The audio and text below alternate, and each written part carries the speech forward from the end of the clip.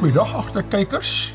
Ons is bly dat ons weer eens hier by u kan wees, saam met u kan wees, waar u saam kyk en die wat op die radio luister, saam luister na ons program Godsdienst en die Koerante. Dit saai elke week uit op Homebase TV wat 24 uur dag en nag uitsaai vanuit die Kaap hier. Homebase is 'n onafhanklike Christelike TV-stasie. Hier by my weer eens het ek hierso vir Regard, baie welkom Regard, bly jy Hallo. Vol smiles dat hierso dit so betyds gemaak het hierso. Ons is besig, oom moes 'n bietjie wag vir my vandag, maar ons is hierso. Ek is bly jy werk mooi. Jy verdien daarom die bietjie geld wat jy verdien. Verdien jy daarom. Die Bybel sê as jy nie werk, jy kan jy nie eet nie, ek hou van eet, so. Presies. Ja. So oom, wat het oom daarso vandag vir ons? Man, iets interessants, jy weet, dit was nou so pas Paasnaweek gewees, en met Paasnaweek is altyd nou 'n hele klomp verskillende berigte in die koerante, maar dis nou oorheers met die paus. Ons gaan nou oor die paus praat, maar ek dacht miskien net so 'n bietjie verwysing na Paasnaweek, en hierin het my regtig 'n bietjie getref. Kyk, ons gaan 'n kort videoetjie speel, maar die opskrif by die videoetjie is, dit sê, The Stunning Easter Rocket War of Greece. Rival churches turn island of Chios into breathtaking, centuries-old tradition of fire and light, pelting thousands of fireworks at each other, with most direct hits to Belfast 400 meters apart, determining the winner. Kan nie dit glo. Kom ons kyk hierdie video, dan sien ons wat daar aangaan, oom. Ek dink die kindertjies sien elke jaar so uit op Paasnaweek, want dan is daar 'n letterlike, vreeslike, amper so Star Wars, wat die kerke mekaar skiet met hierdie fireworks, né? Ja, kyk, dis net 23 sekondes lang, kyk nou wat wys alles daar.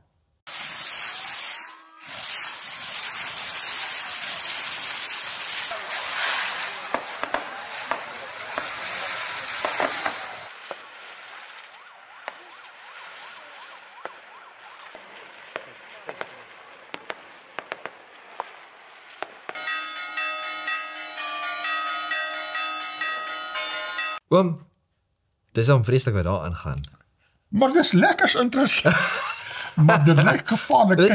Want ek bedoel normaalweg as jy met vuurwerke werk, sien jy moet pas op en versigtig wees, maar die mense vat dit na 'n ander vlak toe, né? Hulle met 'n lang blaaslamp sit hy almal aan die gang daar, so daar skiet die dinge daar. Toe oom nou hierso lees, en oom lees nou hierso, turn the island of Chios, het ek gedink is chaos.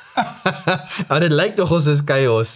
Ja, dit is nou Christelike Paasnaweek chaos. Chaos, ja. Sjoe, kan nie dit nie glo. Oom, dan het ons hierso a feast at Easter is a time-honored tradition. Both Easter and Lent have all traditions associated with food. Dan sê dit hierso, from around the 7th century, prayers in the North Italian monastery of Bobbio, founded by the Irish monk Columbanus, blessed lamb eaters for Easter lunch. 2 centuries later, roast lamb at Easter had been adopted more widely by the papacy, the leaders of the Catholic Church. Medieval society operated within a system of dietary regulation during Lent, set by the Church. It involved abstinence from meat on particular days, for example Fridays and periods before major church festivals. Nou gaan dit aan en sê dit is a large feast such as Sturgeon also featured in many stories of the saints, for example Anselm of Canterbury and Bernard of Clairvaux. The Lenten fast also banned dairy. The beginning of Lent was marked gastronomically by Shrove Tuesday, perhaps more familiar as Pancake Day, where people used up their stocks of eggs and animal fat. Baie interessante tradisies hierdie, né? Eienaardig. Sure. Less known as Scallop Monday, an occasion to eat up preserved meats such as bacon in slices, collops. Take the two together and you have bacon and eggs. The origin, perhaps, as historian Chris Woolger suggests, of the English breakfast. Collops is nou gekapte varkvleis daar. So nou al hierdie tradisies, né? Waar is allemaal om Bybels. Niks is Bybels daar nie. Kyk, daar's niks van die tradisies nie, maar die probleem is baie keer wat al hierdie klomp tradisies die fokus weg waar dit eintlik moet wees. Presies. So Jong, vandag kyk ons nou weer eens 'n bietjie na die paus. Ons het mos die video gewys van die paus en ons het gepraat oor die paus. En ons het die foto's ook gesien van die paus en dit het ons gesien, maar hy lyk nie baie gesond nie. Presies. So hy is nou oorlede op Paasmaandag. Nou, Sondag het hy nog daar 'n boodskap gegee en Maandag is hy oorlede. Ons het mos gedink dit kan enige tyd wees. Hy is uit die hospitaal gelaat, maar hy moet 2 maande rus, maar hy het nog steeds begin werk. Kyk nou hierdie prent hierso, dis nogal, die tekenprente sê, partykeer nogal baie met wat hulle sê en ook wat hulle nie sê nie. Daar is hy nou met sy heilige heilou om die kop daar kom hy by die hekke daar, ek sien hierso vir Petrus wat hom ontvang daar nie, rest in peace, Pope Francis Jorge Mario Bergoglio, 36-25, maar daar staan daar nou opgehang daar, 'n vlaggie, of het sê, Champion of the Poor. Ok, is mooi, niks verkeerd nie. The oppressed migrants. Ja, wees bedagsaam, maar daar's illegal migrants en legal migrants. Word liewer as 'n legal migrant as om net al die illegal migrants te stoot. And the environment. Ja, God sê ons moet kyk na die environment. Maar toe dink ek, is dit moet dit die hooffokus wees van 'n teologiese leier? Dit het my nou dadelik laat dink aan die gedeelte vir op die einde wat die mense kom voor God en dan sê, maar ek het al hierdie wonderlike goed in u naam gedoen. En dan sê, gaan weg, ek het jy nie geken nie. So die hele punt is dat jy kan miskien wonderlike goed doen, maar as dit die fokuspunt is, dan gaan dit nie werk nie. Hy mis die fokuspunt, maar met alle respek teen die Katolieke Kerk, hulle mis baie plekke ek dink die probleem is omdat hulle so fokus op goeie werke. Ja. En daar's niks fout met ons moet goeie werke hê. Dis reg. Maar dit is nie waar dit begin nie. Ja. Verstaan? Ons motief is nie, ek moet goeie werke doen om gered te word nie. Ek is gered en as gevolg dat ek gered is en ek liefde het onder God, doen ek die regte ding. Presies. Jy het die regte idee. Pragtig. Dan het ons hierso een lyk my van die president af van Amerika. Dis nou Trump. Bring jy nou weer vir Trump hierso in? Honoring the memory of His Holiness Pope Francis by the President of the United States of America, a proclamation.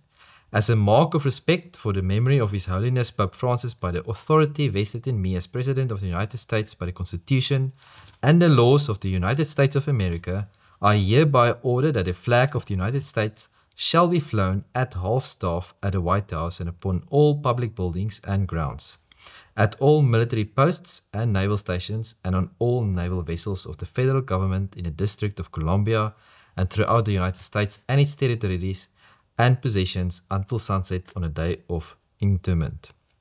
I also direct that the flag shall be flown at half-staff for the same length of time at all United States embassies, legations, consular offices, and other facilities abroad, including all military facilities and naval vessels and stations. Sjoe. Nou is my vraag, as hulle dit doen vir 'n Amerikaanse president of visie-president, sal ek verstaan, maar die paus het eintlik niks met die land te doen nie. Is dit nou Vooral 'n protestante land, né? Dit is gewees, dit is histories protestante land. Protestant het so toe gevlug om weg te kom van die Katolieke af. Ja. En nou word die paus so opgehemel. Ek bedoel, as die koning van Engeland doodgaan, sal dit ook doen, of as die president van Italië doodgaan, sal dit ook doen, of nie. Ek gaan 'n bietjie kyk nou, wat gaan, as een van hulle doodgaan, wat gebeur, maar die geweldige admirasie vir die paus, sy skroef los erns. Ja, kyk nou hierso, dit kom nou uit Fox News uit, en dit sê Pope Francis, Trump will attend Pope Francis's funeral in Rome. Despite contentious past, look forward to being there, sê hy.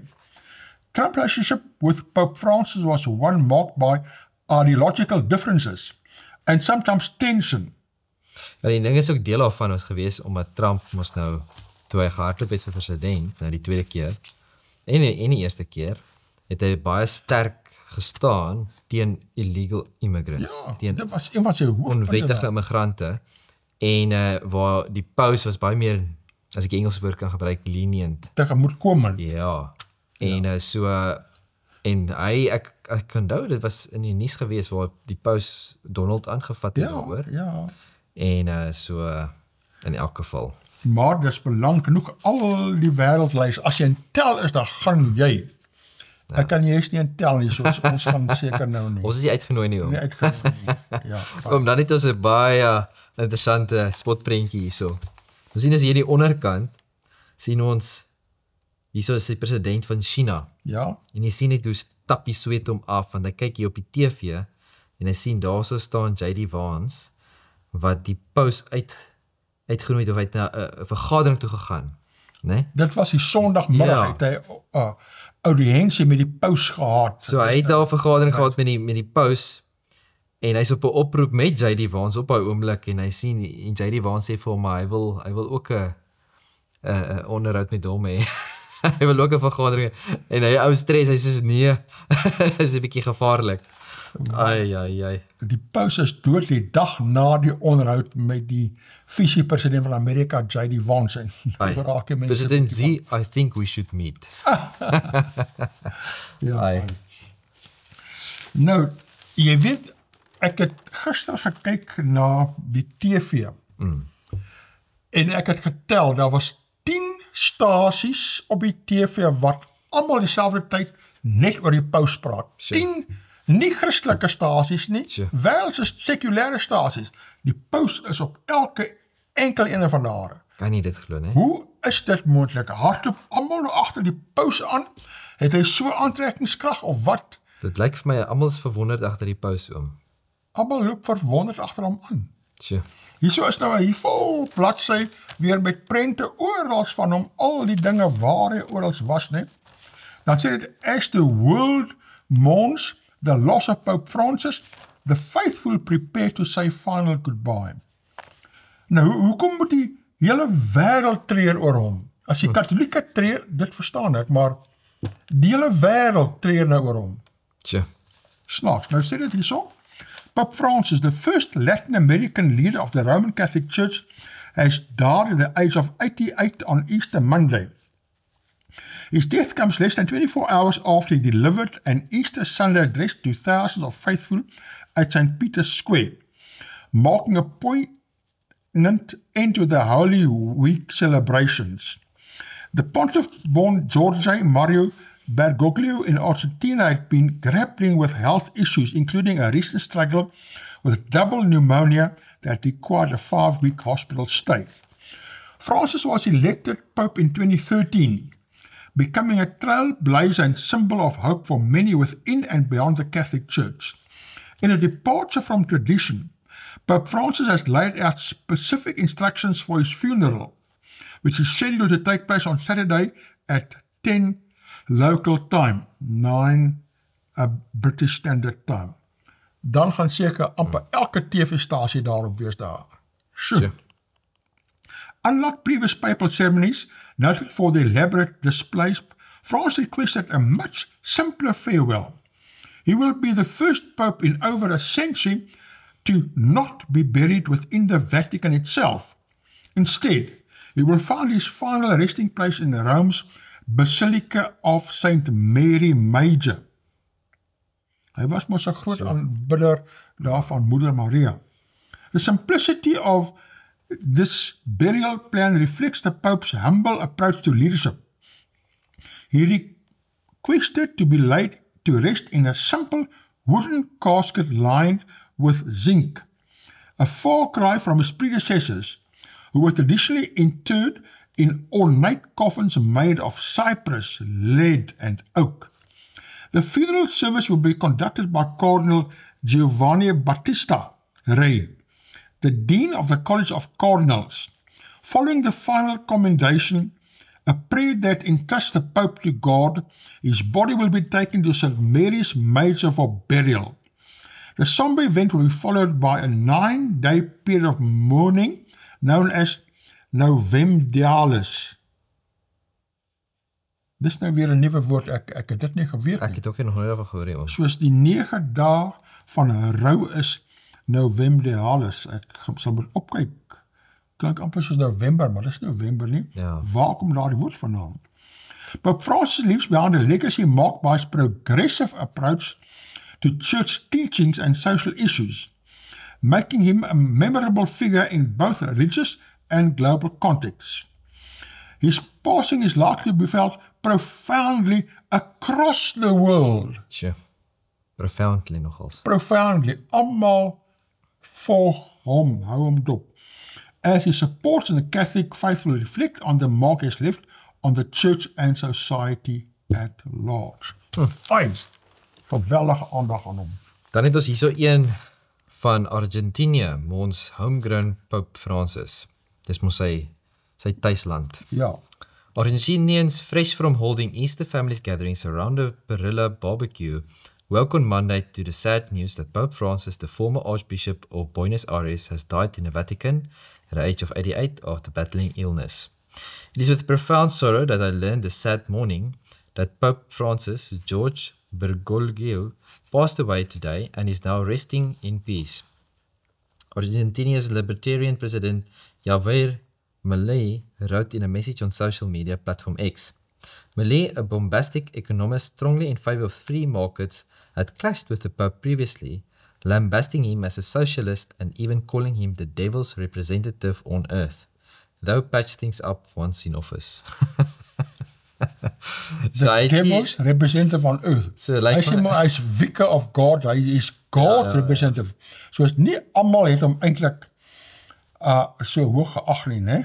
Ja, baie van die, omdat hy baie liberale en 'n baie linkse uitsig gehad het op politiek en op die wêreld, het baie van die mense nie van hom gehou nie.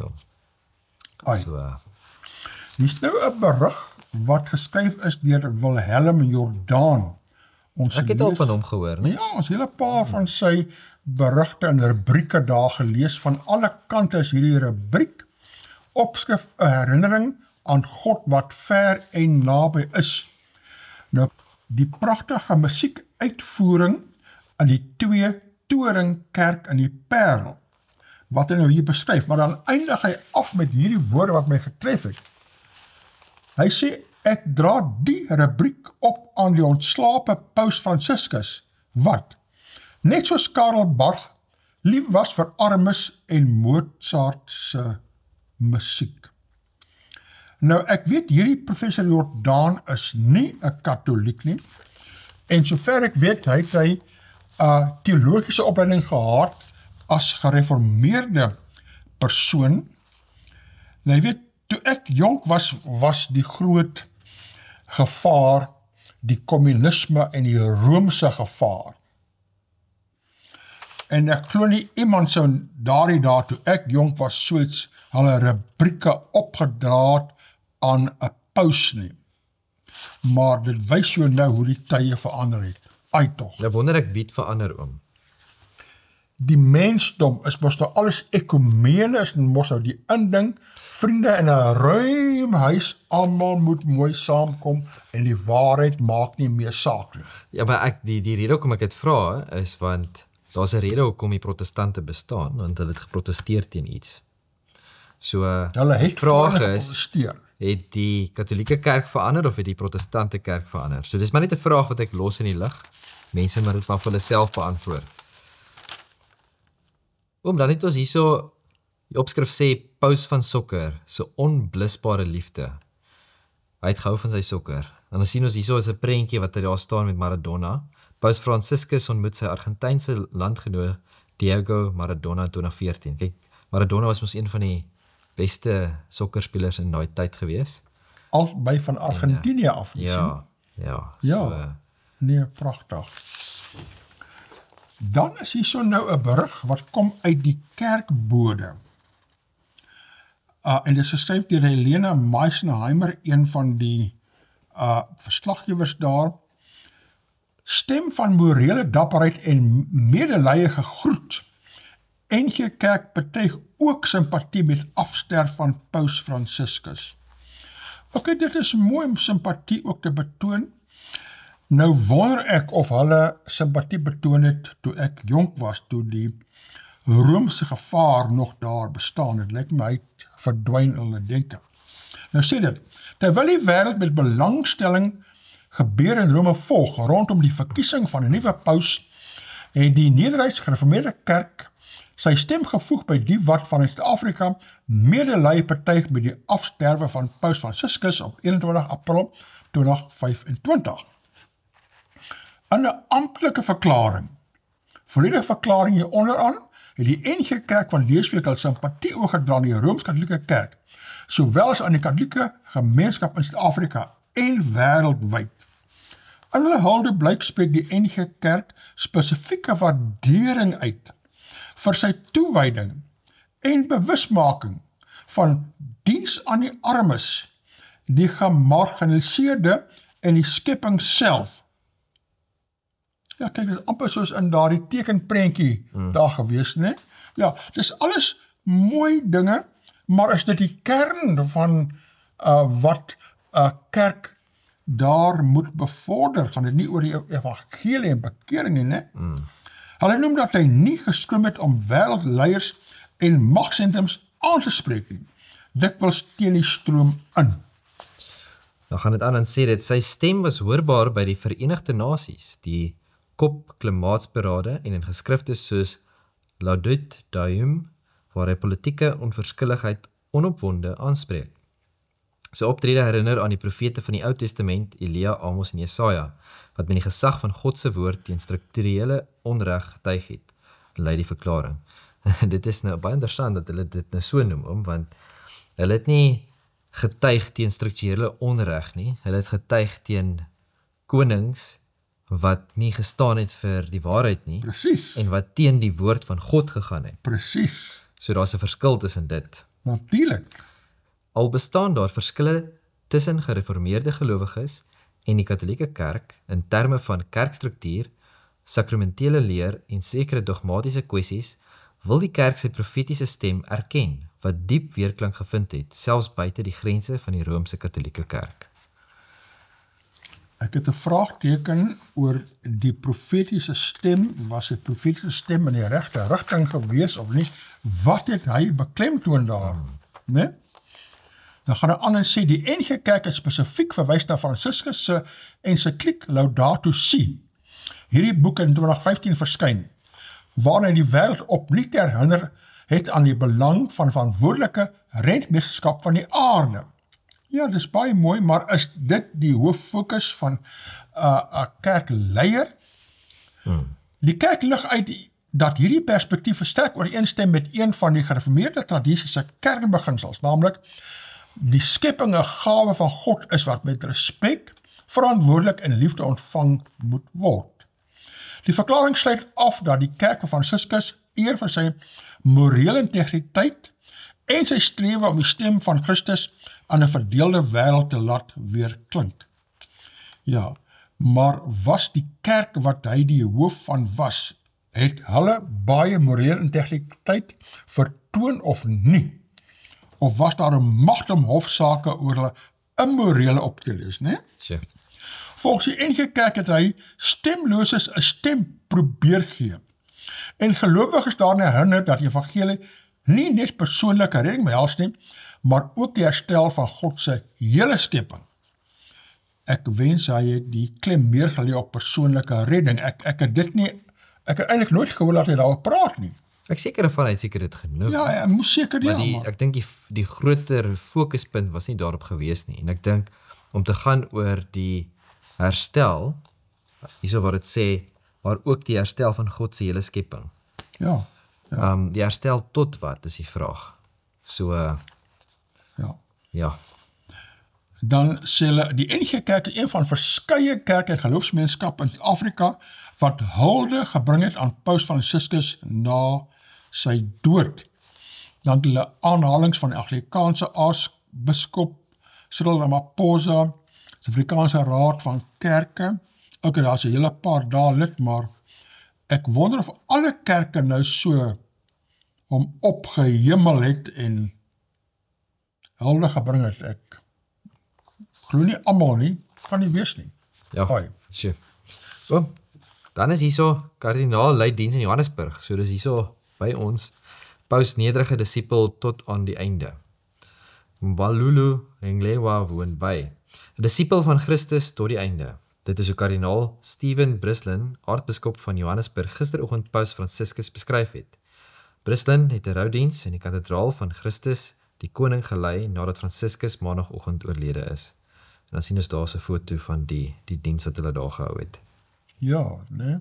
Op die hemel, allemaal baie mense bygewoon. Al die belangrike mense was daar, ek dink Ramaphosa was daar ensovoorts. Dan sê dit hierso, nuwe paus hoogstwaarskynlik nie van Suid-Afrika, nie dalk van Afrika. Dis hoogs onwaarskynlik dat die nuwe paus uit Afrika sal kom, hoewel daar 'n besliste moontlikheid is dat hy van Afrika kan kom, meen kenners.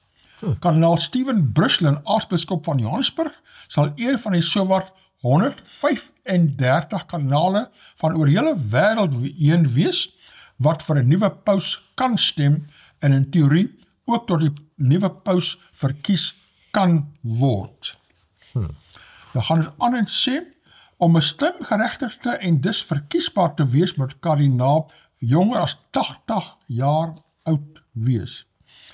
Soos die ouer manne kan nie stem nie, net die jonger manne onder 80 kan stem. Volgens Jackson sal al die stemgeregte kanale oor sowat 2 weke van nou 'n kardinaalsvergadering hou, waar daar vir nuwe paus gestem sal word. Dit beteken die gunsteling word byna nooit die paus nie, sê Jackson. Volgens Jackson, Khumalo en die internasionale media is daar wel kardinale uit Afrika wat 'n kans het om verkies te word. Onder hulle is kardinaal Peter Turkson van Ghana en kardinaal Robert Sarah van Guinea. Nou, Dis interessant, né? Nou weer 'n verkiesingsstryd daar. Dan gaan dit nou aan met die verkiesing. Franciscus was 'n kampvegter vir vrede en versoening, opvolger vir paus, so verkies en aangestel. Senior kerklei van die Rooms-Katolieke Kerk sal in die volgende paar dae op die Vatikaanstad toesak. Nie net om die dood van paus Franciscus te rou nie, maar ook om sy opvolger te verkies. Franciscus het die Santa Maria Maggiore Basilica in Rome as 'n finale rusplek gekies, waar 7 ander pause begrawe is. Hy het dikwels die Basilika besoek om die ikoon van Moeder Maria te aanbid, veral voor en na die buitelandse reise. So ja, né? Hy het die kathedraal besoek om die beeld van Maria te aanbid. Ja. Jy sien die fokus, wat aanbid jy? Daar's 'n fout daar. Vir my is dit net enige iets met beelde en goed, en wat nogals interessant is dat veral ons as Christene, wat ons het die woord van God, die Bybel sê baie duidelik vir ons, daar's gedeelte in Psalm, en ek dink ook in Jesaja, wat praat spesifiek van amper waar God spot met die mens, waar hy sê dat jy saag 'n boom af, met dieselfde hout wat jy met jou kos warm maak jy vir jou beeld, en dan aanbid jy, verstaan jy, dit maak nie sin, dat dit wat jy gebruik vir jou daglikse, die goed wat jy gebruik om 'n huis te bou, maak jy 'n beeld en jy aanbid dit. Dit is belangrik. So, hy kan nie praat nie, hy het nie mond nie, hy het nie ore nie, hy het nie oë nie. Ai, So, dis eintlik maar hartseer. Jong, nou het die AI, kunsmatige intelligensie het nou weer so hoogtyd gevreer, al die prente. Hierso is nou 'n prent, Make Vatican Great Again, en daar is 'n prent wat die vice-president van Amerika daar nou vir Donald Trump inhuldig as die paus. So, ons het nou net gesien, en hulle sê, daar gaan nou nie paus uit Suid-Afrika uitkom, maar miskien uit Amerika. Ja, nou hier volgens is het miskien Trump, maar ek glo nie. Ja, dit sal nou nie gebeur nie. Wys jou hoe hulle nou allemaal laat te kere gaan met aantekeninge. En dan is daar hierso nou een wat sê, van die kandidate, wat nou die opvolg kan wees vir die moontlik is. Ja, wat moontlik is. Dat is hierso vir Pietro Parolin, hy is 70 jaar oud, van Italië. Ons het Fridolin Ambongo, 65 jaar oud. Hy is die Archbishop of Kinshasa, capital of Democratic Republic of Congo. Dan het ons hierso vir Pieter Erdo.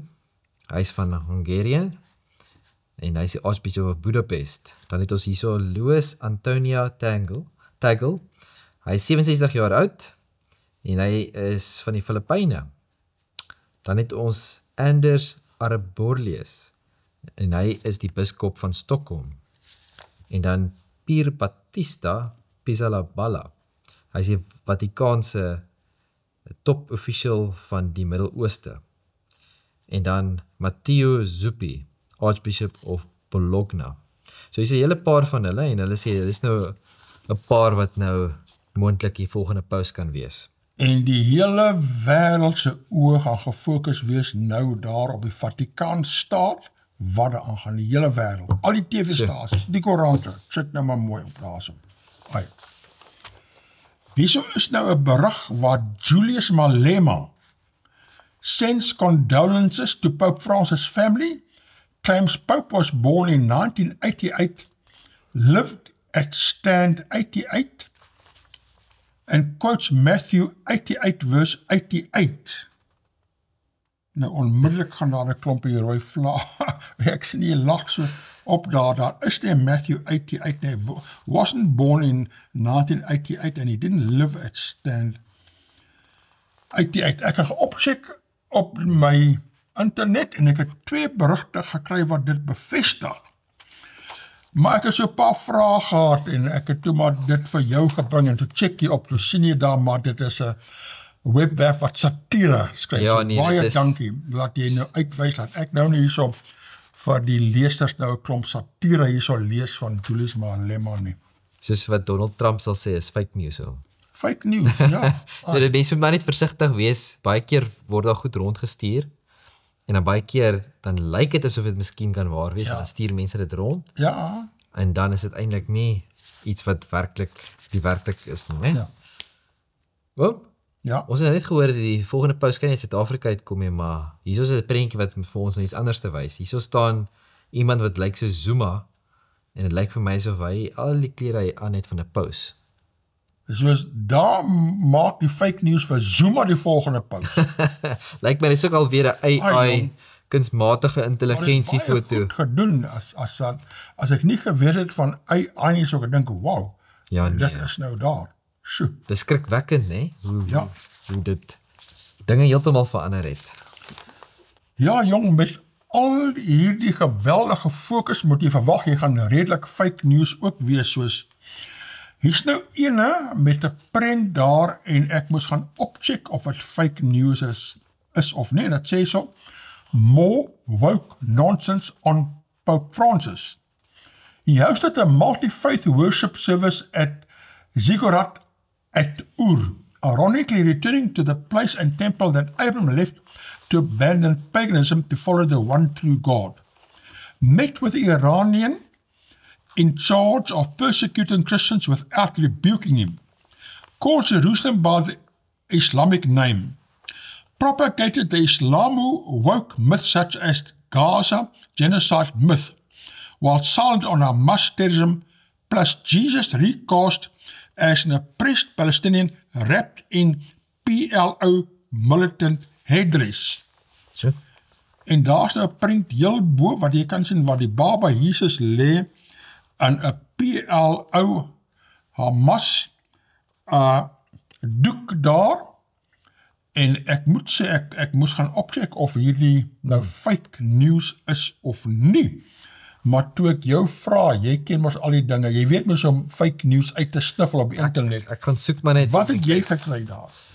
Hierso is nou the Vatican nativity scene with Christ child on Palestinian cafe removed. So dit lyk my dit het toe gebeur. Soos 'n wasse werklikheid. Ja. A nativity scene displayed at the Vatican that depicted the infant Jesus resting upon a Palestinian cafe has now been removed after causing significant controversy. When a scene was unveiled on 7th December in the Vatican's Paul VI audience hall, the placing of the infant Jesus upon a piece of cloth that serves as the traditional Palestinian headdress led many to interpret the gesture as a political statement on the part of the Holy See. The black and white checkered cafe is widely seen as a pro-Palestinian symbol. Ja, en jy So dit het toe ja, gebeur ja, en ja, wat jy verstaan, baie teken daar gewees. Jong, nou is daar baie stukke wat evaluering doen nou, wat alles van die paus, hoe moet jy hom sien ensovoorts. Hier is nou 'n stuk deur The Reformation Resurgence. Jeremiah Knight, wat nou hier so skryf, ek gaan nie alles lees nie, maar net 'n paar paragrawe. En ons mos voorheen gelees waar die katholieke sê, die paus is die vicar of Christ. Hy verteenwoordig Christus hier op aarde. Hy neem Christus 'n plek in op aarde. Nou sê hy hierso, let it be known, there is no such office as vicar of Christ. That title belongs to the Holy Spirit alone. The Pope is not Peter's successor, soos hulle sê, but the theological descendant of the Pharisees, those who sit in Moses' seat, binding heavy burdens on others while refusing to bear them themselves. Let the Church of Rome mourn. Let the world eulogize. But let those with eyes see. Another man who claimed the place of Christ has fallen into the hands of the living God. Let this be a clarion call. Popes die, but the word of the Lord endures forever. May this be a moment when we're reminded to preach the true gospel, salvation by grace alone, through faith alone, in Christ alone, not through the Mass, not through Mary, not through indulgences or priestly absolution, but through the finished work of Jesus Christ, the only mediator between God and man. Dan sê dit verder hierop, flee Rome, flee every gospel that adds to the cross, run to Christ, the only head of the church, the only priest, the only redeemer. Let us not weep for the man, but for millions still trapped in a system that cannot save.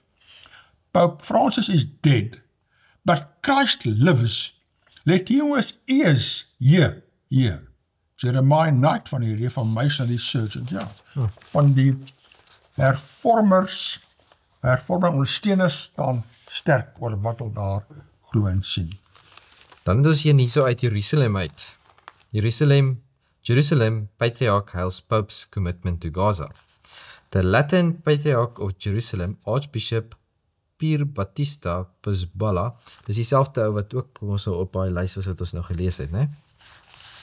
Yesterday hailed Pope Francis' support for Gazans and engagement with the small Catholic community in the war-battered Palestinian territory. The Catholic Church's highest authority in the region, who is considered a potential successor to the late Pontiff Pizzballa, told journalists in Jerusalem that Gaza represents a little bit all what was the heart of his pontificate. En dan gaan het aan en sê dat he was very close to the community of Gaza, the parish of Gaza. He kept calling them many times for a certain period. Also every day, every evening at 7 p.m, said the patriarch. So, hy was baie vir die Palestynse mense. Van die Israel, al daardie mense wat daar gevangene is, het hy vir hulle gebid, het hy van al daardie mense wat daar hulle eggenoos verloor het, hy iets vir hulle gedoen, het hy iets vir Israel gaan doen daar so, of wat? Ek baie insydig, nee. Dit is nogals, nee. Nou wil ek so 'n video speel van evaluering oor die paus, en daar's 2 sulke video's, hierdie in is dit die CNN, en het sê so, liberals may say Pope Francis didn't make enough progress on reforms, ja, een kant was daar liberale katholieke, dan conservatives worry he diluted the traditional doctrine of the Catholic Church. Ja, conservatives het gesê, nee, maar wacht, hierdie man gaan te ver.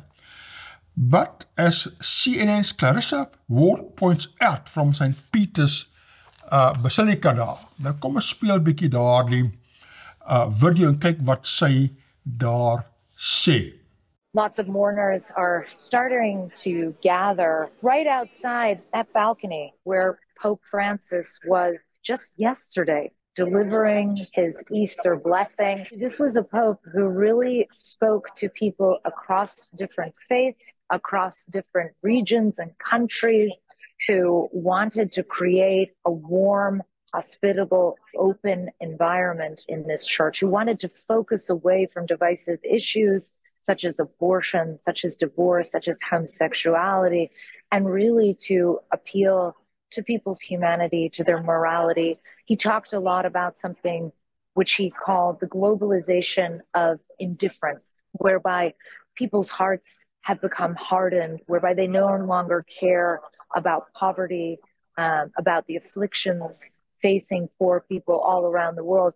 And he used to say that you can't begin to focus on trying to solve the world's problems if you don't first solve the problem of poverty. And in his last address just yesterday, he called again for an end to the wars in Ukraine, in Gaza, in Sudan. This was a pope who believed passionately in peace, in inclusion. He will be remembered to many for opening up a lot of debates within the church that had previously been taboo. Some liberals will say that he didn't quite succeed in ushering through some crucially needed reforms. Some traditionalists and conservatives will say that he diluted the doctrine, the traditional doctrine of the Catholic Church. But certainly most people will say that he opened a door and started a conversation.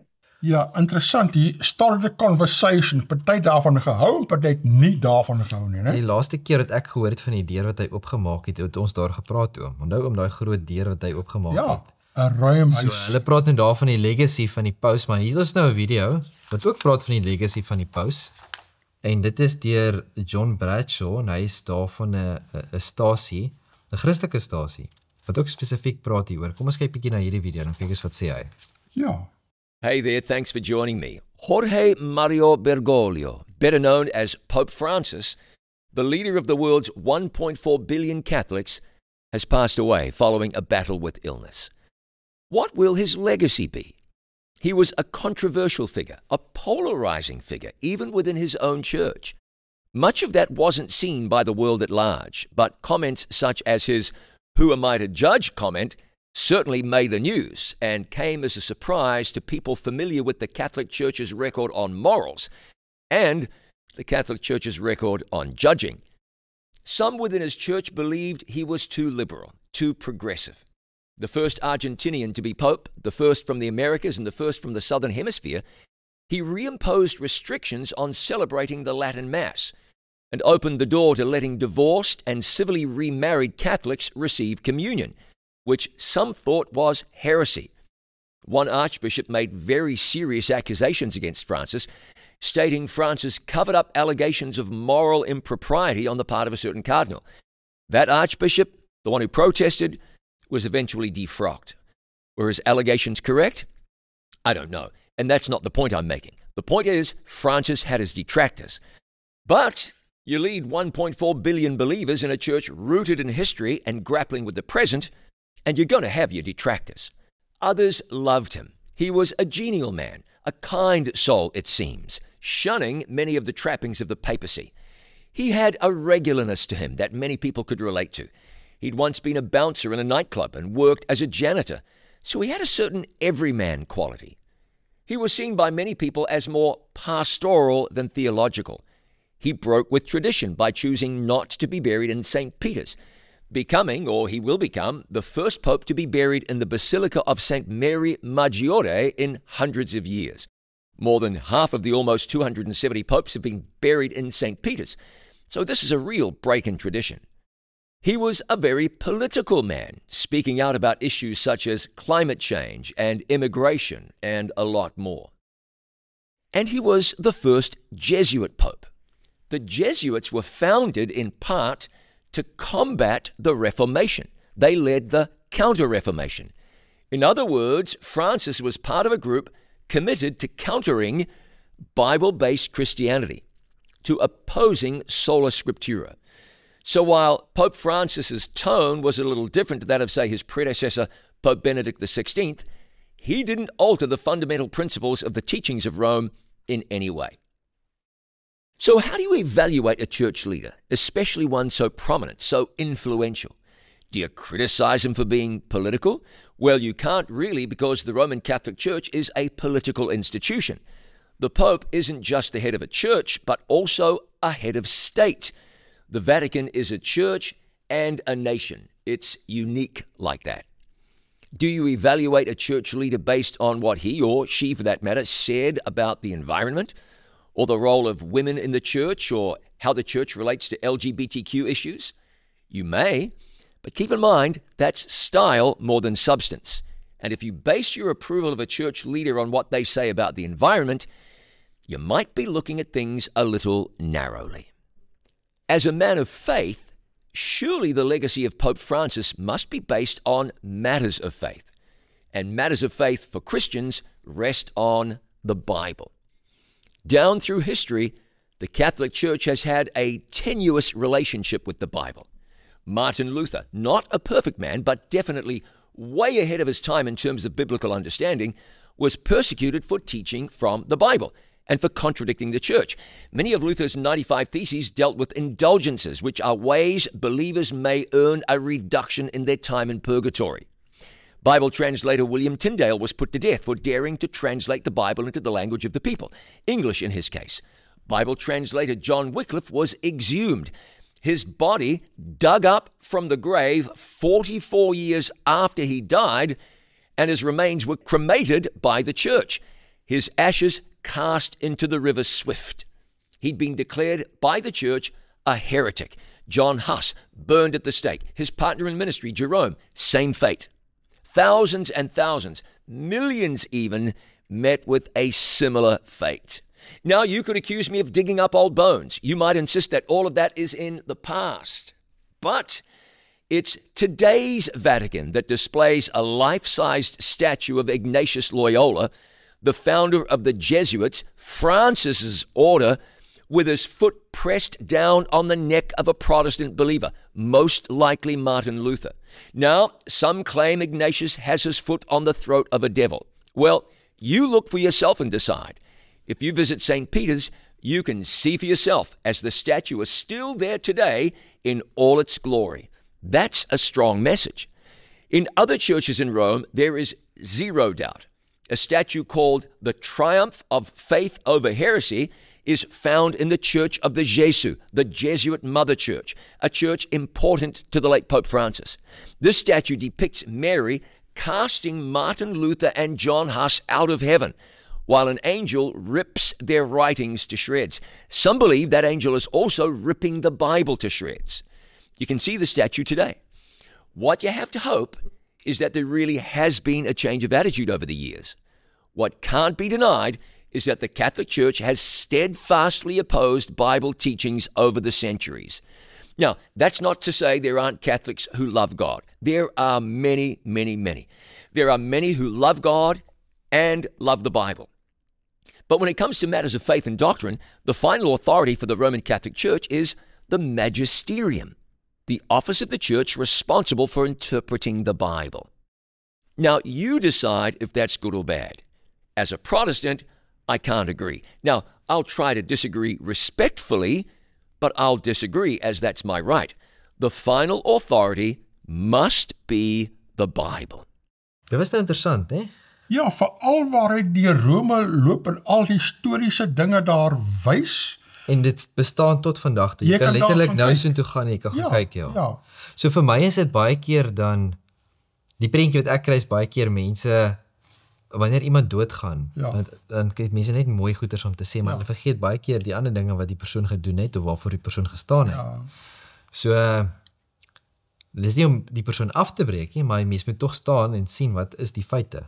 Precies. En hy het dit eintlik vir my baie mooi gestel. Ja, net dit is baie mooi daar. So.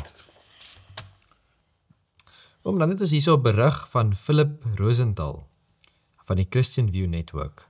Pope Francis, his legacy. Pope Francis passed away this morning with the question open, who will succeed him? Unlike any pope before him, Francis openly approved the blessing of same-sex unions and a pagan South American idol, Pachamama, at the Vatican. The pagan worship of the god formerly included child sacrifice, when a young Roman Catholic threw the idol into the river Tiber, that it retrieved and put back in a church. which Francis apologizing for what happened to the idol.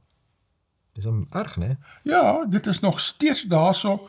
Ons praat so baie oor die Hindoes en daardie gelowe wat nou aanbidders is van al die afgode. Die Katholieke Kerk het net sulke afgode en beelde daar. Francis prioritized woke causes on human life. He did speak against abortion and euthanasia, but not as strongly as his predecessors, and he opposed attempts to bar Joe Biden from communion for his promotion of abortion. For 1 billion nominal Catholics and many more onlookers, the Pope is the most visible voice of Christian teaching. Francis confused this generation with unbiblical postmodern teaching, which would have resulted in church discipline, defrocking until recently in any Christian church anywhere Catholic, Protestant or Eastern Orthodox. His tenure brought to a climax the unraveling of traditional Roman Catholic Church doctrine since the Second Vatican Council. So hy het 'n hele paar dinge verander. Ja, hy het 'n hele paar dinge gekrap, hy het gekrap waar hy nie moes krap nie. On a positive side, that council encouraged reading of the scriptures in native languages, but on a negative side, it betrayed the church persecuted by Marxism in exchange for Kremlin-approved Russian Orthodox participation. Liberation theology infiltrated the Jesuit order from South America, of which Francis was part. This Marxism now morphed with the times into wokeness.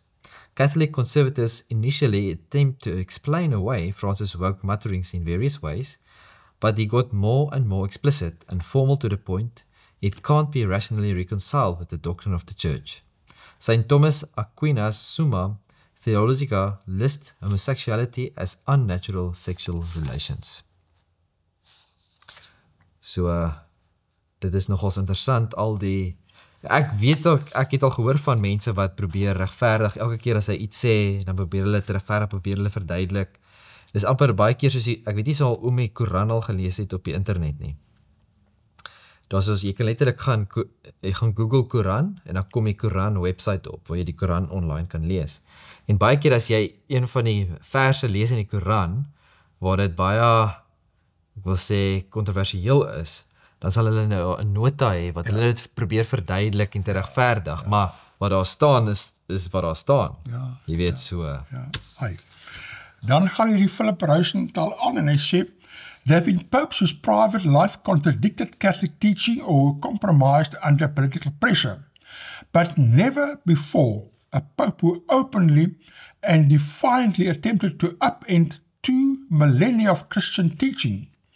But sadly, this is what we are facing in Protestant and evangelical Christian circles as well. The battle has never been so heated as in our generation.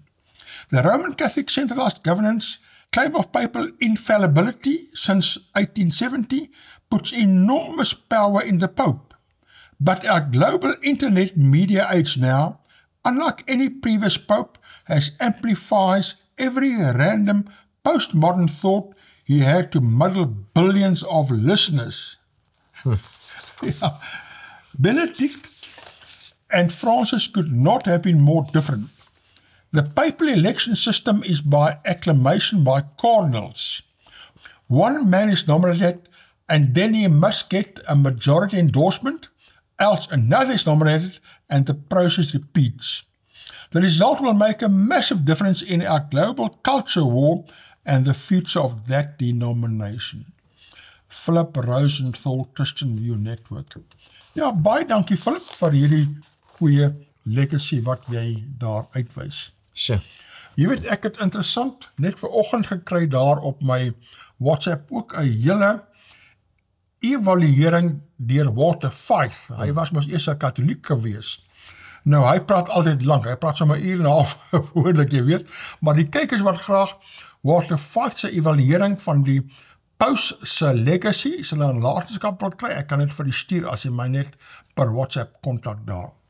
Ja, jy weet, toe ek nou al die dinge kyk daar, toe kom die vraag om het genoem al, almal loop agter die paus aan, né?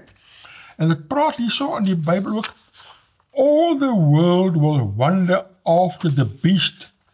They say comes from Revelation 13 verse 3 in the Bible, specifically the King James Version daar. Wat sê dit in Afrikaans daar? Kom ons maak die Bybel oop, en lees ons hierso. Openbaring 13, hè? Ja, 13 vers 3. En dit sê vir ons, dit het gelyk asof hy een van sy koppe dodelik gewond was, maar die dodelike wond het genees, en die hele wêreld het verwonderd agter die dier aangeloop. Nou die hele wêreld is reg nou verwonder wat aangaan. Al die TV-stasies, al die koerante, pakke berigte, almal is verwonderd en loop agter die paus aan daar. Sjoe. Ja. Nou, van die kykers my gestuur hierso, Westminster Confession of Faith. Wat is dit? The Westminster Confession of Faith, drawn up in the 1640s by an assembly of 151 theologians, mostly Presbyterians and Puritans at Westminster Abbey, is the standard of doctrine for the Church of Scotland and many Presbyterian churches throughout the world. Several other denominations, including Baptists and Congregationalists, have used adaptations of the Westminster Confession of Faith as a basis for their own doctrinal statements. In each case, the Westminster Confession is considered subordinate to the Bible. Ongeskik aan die Bybel, ja. En wat hier interessant is dat in hierdie Westminster Confession of Faith in hoofstuk 25, chapter 25 of the church, sê dit daar, en ek lees dit, there's no other head of the church but the Lord Jesus Christ, nor can the Pope of Rome in any sense be the head thereof, but is that Antichrist, that man of sin, and son of perdition, that exalteth him in the church against Christ, and all that is called God. Soos hierdie Westminster Confession sê baie duidelik, die paus is die antichrist daar. Baie interessant.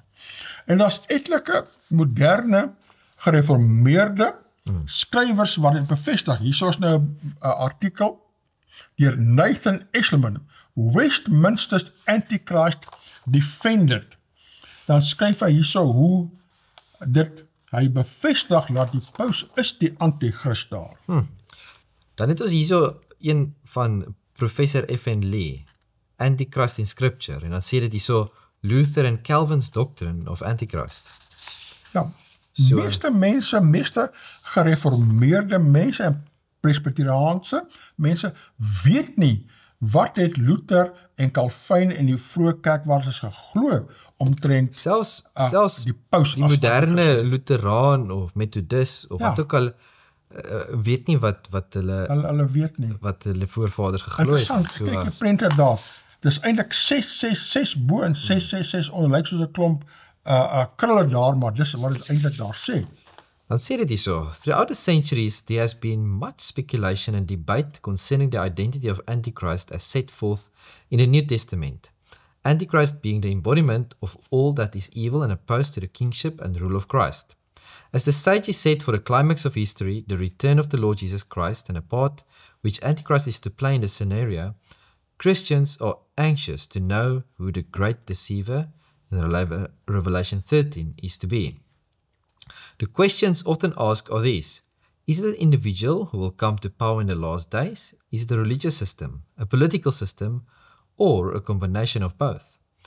It is imperative that Christians be discerning in this and are alerted to the nature and work of Antichrist, so that they may recognize his rising upon the nations of the world and not be taken unawares.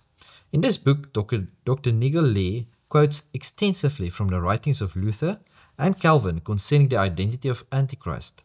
Some of these quotes appear in English for the first time. Dr. Lee, a distinguished scholar who before his conversion was educated as a Roman Catholic and subsequent turned atheist, deals clearly with this subject. Dr. Lee presents lectures at the Presbyterian Church of Australia Theological Hall in Queensland. Interessant. Baie interessant daar. Ja, nou van die kykers ook my gestuur 'n bietjie agtergrond oor daardie Dr. Lee, baie interessant, né? Sy pa was 'n ateïs, sy ma was 'n Rooms-Katoliek en hulle het na Suid-Afrika getrek met die Tweede Wêreldoorlog waar sy pa in die Britse vloot was. En hulle sê so, hy het 20 grade and 11 earned doctorates. Sure. 11 doktorate wat hy daar Lyk my al wat hy gedoen het in sy lewe is studeer oom. en skryf. He reads God's word in 8 languages. En dan gaan dit oor hom persoonlik baie interessant hierso. Dat sê he was raised a Roman Catholic, but then he became an atheist. And by the time I was a teenager, I was a most convinced and articulate evolutionist. I openly laughed at Christians, for I thought they were trying to tell me that all the world's problems started when a mythical Eve munched an apple, once upon a time, some 6,000 years ago. En dan gaan het aan daarso, en sê, to help me get ahead in politics, I bought a Bible and started reading it. 6 weeks later, during university summer vacation job, while trapped in a gold mine, trapped in a gold mine, God suddenly and dramatically converted me to Christ. Sure. There and then I promised him that if it pleased him to spare my life, I would dedicate my energies to his service. En toe het hy gaan theologie studeer as 'n gereformeerde en was eintlik Dr. William Murray sê hulle wat hom tot bekering gebring het daar en die Bybel verduidelik het daar. Sure. En daarna was sy 'n predikant, hy was blykbaar in Winterton 'n NG predikant vir 'n rukkie gewees en toe oor see en 'n akademikus geword. Baie interessant. Die punt is dat daar is hedendaagse gelede gereformeerde teoloë en teoloë van ander kerke wat vasglo in die beginsel laat die paus is die antichrist. Eintlik die pauslike stelsel. Systeem. Daar's baie gelowiges wat katholieke is en baie van hulle word ek wil amper sê protestante of hulle glo die Bybel, hulle word ware volgelinge van God, hulle sien die fout in die katholieke kerk. Soos dit is nie 'n veroordeling van die katholieke nie, maar van die stelsel. Ja. En die Bybel sê, kom daar uit, daardie stelsel uit. Ja. Dis baie interessant, as ek het kan oom hierdie vir mense aanstuur as hulle hierdie storie van... Ja, ek kan als daar die hele stukkies... Ek dink as iemand belangstel om na hierdie volle verhaal te lees, kan oom dit miskien vir hulle aanstuur. Dis 'n baie interessante verhaal, ja. En koop die boek, daar is ander boeke ook daar waar mens kan kry oor selfde onderwerp. Oom, kyk die tyd. Agter kykers, ons sê onmiddellik totsiens, mooi bly, sien die volgende week.